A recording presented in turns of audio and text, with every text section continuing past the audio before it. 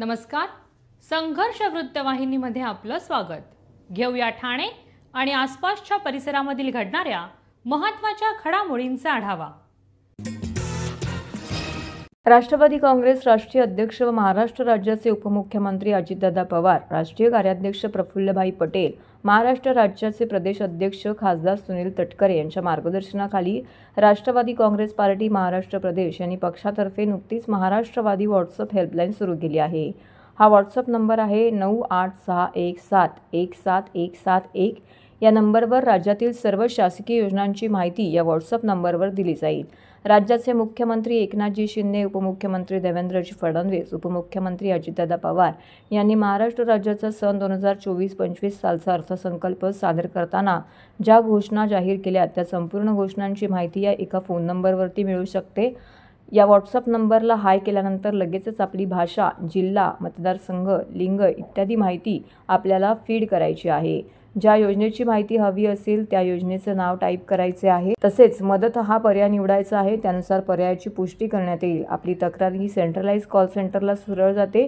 या कॉल सेंटरच्या माध्यमातून ज्या माता भगिनींनी मुख्यमंत्री माझी लाडकी योजनेचा फॉर्म भरण्यासंदर्भात काही अडचण येत असेल अशा प्रकारच्या तक्रारीचा व्हॉट्सअप या नंबरवरती केला तर महिला जर ठाणे शहरात जिल्ह्यातील असतील तर जिल्हाध्यक्ष या नात्याने मला सेंट्रलाइज कॉल सेंटरमधून कळेल. 15 मिनिटात मेसेज येतो आणि मग आमचा राष्ट्रवादीचा स्थानिक कार्यकर्ता किंवा कार्यकर्ती त्या तक्रारदार महिलेला फॉर्म भरायला जर काही अडचण येत असेल तर ती अडचण आम्ही दूर करतो.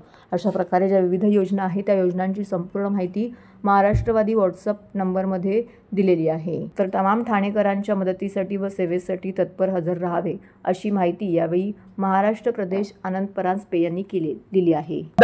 ते शासनाचा निधी रिक्षा घेण्यापर्यंत ही सर्वतोपरी मदत राष्ट्रवादी काँग्रेस पार्टी ठाणे शहर जिल्ह्याच्या वतीने करण्यात येईल. माझी आपल्यातर्फे ठाणेकरांना विनंती आहे की हा जो महाराष्ट्रवादी व्हॉट्सअप हेल्पलाईन नंबर पक्षाने 9861717171 ही सुरू केलेला आहे. याचा जास्तीत जास्त लाभ ठाणेकरांनी घ्यावा. राष्ट्रवादी काँग्रेस पार्टी ठाणे शहर जिल्हा हा ठाण्यातल्या नागरिकांच्या सेवेसाठी सदा तत्पर आणि हजर आहे. मला जी माहिती माध्यमांना द्यायची होती महाराष्ट्रवादी व्हॉट्सअप हेल्पलाईन बद्दल ती मी दिलेली आहे. आम्ही याबाबतची विनंती पक्षाला केलेली आहे की जसं पोलिसांची हेल्पलाईन आहे की आपण 100 नंबरवर करतो, ॲम्ब्युलन्ससाठी आहे, तसं एखादी दुर्घटना माझ्या माता भगिनीबरोबर होत असेल तर ती देखील प्रोव्हिजन याच्यामध्ये करावी अशा प्रकारची विनंती सर्व जिल्हाध्यक्ष आणि महिला जिल्हाध्यक्षांनी पक्षाकडे आम्ही केली. महाराष्ट्रातील भगिनींना आधार देणारी राज्य शासनाची मुख्यमंत्री माझी लाडकी बहीण योजना. या योजनेअंतर्गत अल्प उत्पन्न गटातील 21 ते 65 वयोगटाच्या भगिनींना मिळणार दरमहा 1500 रुपयाची मदत. अर्ज करण्यासाठी 31 ऑगस्ट 2024 पर्यंत मुदतवाढ. कुटुंबाचं वार्षिक उत्पन्न 2.5 लाख रुपयांपेक्षा कमी असलेल्या महिला पात्र. कुटुंबाकडे पिवळं किंवा केशरी रेशन कार्ड असल्यास उत्पन्नाचा दाखला आवश्यक नाही.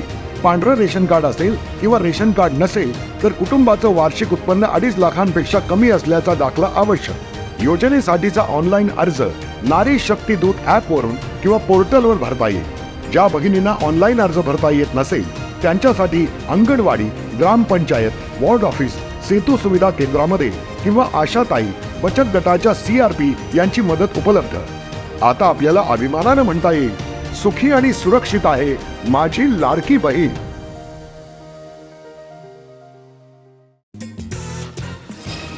सरकारच्या विविध शासकीय योजनांमधून महिलांच्या उद्धाराचे कार्य होत असतानाच ठाणे शहराचे आमदार संजय केळकर यांच्या पुढाकाराने महिला विकास परिवार या सामाजिक संस्थेच्या वतीने महिलांना जनकल्याण स्मार्ट कार्ड देण्यात येणार आहे. महिलांना संसाराचा गाडा हाकण्यासाठी या मोफत जनकल्याण डिस्काउंट कार्डचा हातभार लागणार आहे. रविवारी 1 तारखेला नौपाडा येथील भगवती शाळेच्या मैदानामध्ये सायंकाळी 5 वाजता या कार्डचं वाटप आमदार संजय केळकर यांच्या हस्ते होणार आहे. शुक्रवारी शासकीय विश्रामगृहात आयोजित केलेल्या पत्रकार परिषदेमध्ये आमदार संजय केळकर यांनी ही माहिती दिली. जनसेवक आमदार संजय केळकर यांच्या पुढाकाराने ठाणे शहरातील सर्व महिला भगिनी सदस्यांना देण्यात येणाऱ्या जनकल्याण कार्डच्या माध्यमातून महिला भगिनी स्वतःसाठी किंवा आपल्या कुटुंबासाठी दिलेल्या दुकानांच्या यादीमधून ज्या दुकानात खरेदी करतील तिथे त्यांना 15 ते 50% 20% सूट विशेष सूट मिळणार आहे. या आस्थापनांच्या यादीत साड्यांची 9, dress material 18, menswear 12, kidswear 3, steel आणि क्रॉकरी 9, ज्वेलरी घडणावळ 8, cosmetic imitation 6, footwear 3, mobile, IT stationery, purses, bag, furniture, खेळणी, युनिफॉर्म, मेडिकल स्टोअर्स अशा एकूण विविध दुकानांचा समावेश आहे. ठाणे शहरातील सर्व घटकातील गरजू महिलांना हे कार्ड वर्षभर वापरता येणार असून त्याचे नंतर नूतनीकरणही करता येऊ शकतं, असे यावेळी आमदार संजय केळकर यांनी सांगितले. आमच्या माता भगिनींसाठी, नारी शक्ती, मातृशक्तीसाठी या ठाणे शहरामध्ये एक आम्ही स्कीम आणली आहे. स्कीम म्हणण्यापेक्षा एक उपक्रम म्हणता येईल, कारण की जनकल्याण कार्डच्या माध्यमातून एका बाजूला व्यापाऱ्यांनी कमी नफा घेऊन आम्हाला सवलत द्यावी आणि आमच्या मातृशक्तीला, महिला शक्तीला बचत मिळावी, या दृष्टीने आम्ही अपील केलं होतं आस्थापनांना. आणि 80 आस्थापनांनी की ज्याच्यामध्ये साडीपासून ते कॉस्मेटिकपर्यंत अनेक प्रकारच्या आस्थापनांनी मान्य केलं आहे. आणि 15% ते 20%, 25%, काही ठिकाणी 50%पर्यंत हे कार्ड, जनकल्याण कार्ड जे आहे ते दाखवल्यानंतर त्यांना ही सवलत उपलब्ध होणार आहे. महिला विकास परिवार ही आमची महत्त्वाची संस्था आहे की ज्याच्यामध्ये हजारो महिला सदस्य आहेत आणि या महिला विकास परिवारच्या माध्यमातून महिलांसाठी विविध प्रकारचे आम्ही उपक्रम राबवतो आणि त्याच्यातलाच हा एक भाग असून याचं 1 सप्टेंबरला भगवती मैदानात संध्याकाळी 5 वाजता आम्ही या जनकल्याण कार्डचं ज्या महिलांनी हे महिला विकास परिवारचा फॉर्म भरलेला असेल, केवळ फॉर्मच आहे, कुठल्याही प्रकारची त्याला सपोर्टिंगची गरज नाही, त्या महिलांना हे जनकल्याण कार्ड देण्यात येणार आहे. आणि एक प्रकारचे हे पाठबळ देण्याची भावना आहे, सहकार्याची भावना आहे. आमच्या मातृशक्तीला याच्यातून बचत व्हावी ही एक भावना आहे आणि व्यापाऱ्यांना देखील अपील करून त्यांनी कमी नफा घेऊन यांना मदत करावी, अशा प्रकारची ही भावना आहे. कारण आम्ही 4 सूत्र आहेत की एकीकडे सुरक्षा, सुविधा, सेवा आणि स्वयंरोजगाराकरता जे म्हणून करता येईल ते गेल्या 3 वर्षापासून, म्हणजे महिला विकास परिवार जो आम्ही स्थापन केला तेव्हापासून हे काम जे आहे ते करतो आहोत. महापालिका कार्यक्षेत्रातील घरगुती वापरासाठी असलेल्या नळ संयोजनाचे थकीत देयक चालू वर्षाच्या मागणीसह पूर्ण भरणा केल्यास प्रशासकीय आकारांमध्ये 100% सूट लागू करण्यात आली असल्याची माहिती महापालिका आयुक्त तथा प्रशासक सौरभ राव यांनी दिली आहे. ही योजना 1 सप्टेंबर 2024 ते 31 मार्च 2025 या कालावधीत लागू राहील. वरील योजनेचा लाभ घेऊन थकीत व चालू पाणी देयकाची रक्कम पूर्णपणे भरून त्यावरील प्रशासकीय आकारांमध्ये 100% सूट सवलत योजनेचा लाभ नागरिक घेऊ शकतील. या धोरणात्मक निर्णयापूर्वी ज्या घरगुती पाणी बिल धारकांनी पाणीपुरवठा देयके जमा केली असतील अशांना सदरची सवलत योजना लागू असणार नाही. तसेच ही योजना व्यावसायिक संयोजनधारकांना लागू असणार नाहीत. जे नागरिक 1 एप्रिल 2025 आपली थकबाकी रक्कम प्रलंबित ठेवणाऱ्या खातेदारांवरती जप्ती कारवाई तत्काळ प्रस्तावित करून संबंधितांचे नळ संयोजने खंडित करणे, मीटर रूम सील करणे, पंप जप्ती करणे अशी कारवाई होईल, असं आयुक्तांनी यावेळी नमूद केलं. या योजनेची प्रभावीपणे अंमलबजावणी होण्यासाठी प्रभाग समिती स्तरावरती माहिती फलक लावण्यात यावेत व सदर योजना प्रभावीपणे राबवावी अशी सूचना आयुक्तांनी केली आहे. या योजनेचा लाभ जास्तीत जास्त नागरिकांनी घ्यावा असं आवाहन महापालिका आयुक्त तथा प्रशासक सौरभ राव यांनी केले आहे.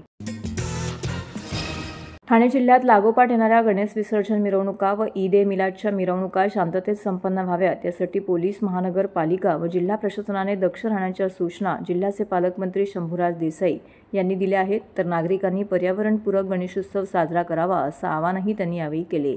गणेशोत्सव, विसर्जन मिरवणूक व ईद-ए-मिलादच्या मिरवणुकीसंदर्भात जिल्हा नियोजन समिती सभागृहात आयोजित जिल्हा प्रशासन, पोलीस व महानगरपालिका प्रशासनाच्या वरिष्ठ अधिकाऱ्यांच्या आढावा बैठकीत ते बोलत होते. पालकमंत्री महोदयांनी जिल्ह्यातील पोलीस बंदोबस्त, मनुष्यबळाची उपलब्धता, कायदा व सुव्यवस्थेसंदर्भात केलेल्या उपाययोजना, विसर्जनासाठी कृत्रिम तलाव, विसर्जन स्थळाच्या सुविधा याबद्दल सर्व पोलीस आयुक्तालय व महानगरपालिकाकडून सविस्तर माहिती घेतली. सामान्य नागरिकांना त्रास होणार नाही याची सर्वतोपरी काळजी घ्यावी. महिला, बालके यांच्यासह सामान्य नागरिकांच्या सुरक्षिततेसाठी सर्व खबरदारी पोलीस विभागाने घ्यावी असंही देसाई यांनी यावेळी म्हटले. तसेच लेझर लाईटबाबत आपल्या स्तरावरती योग्य तो निर्णय घ्यावा. विसर्जनाच्या मिरवणुकीमध्ये आवाजाची मर्यादा मोडली जाते. प्रकृतीला इजा होईल अशा प्रकारे आवाजाचा डेसिबल वाढवू नये.